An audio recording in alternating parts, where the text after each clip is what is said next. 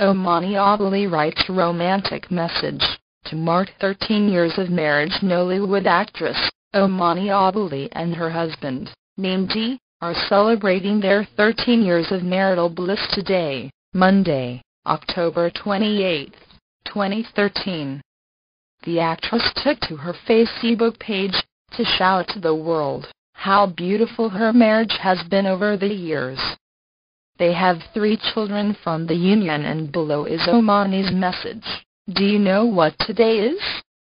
It's our anniversary. Celebrating 13 years of love. Counting my blessings. I might not have what others have, but I have the most amazing man. Yes, I said it, the most amazing. A girl could not have asked for a better man. My best friend, my lover, my champion, my biggest fan, my Voltron, my baby daddy, the wind beneath my wings. I love you with all my being. I have a blessed marriage. Jesus is in my marriage.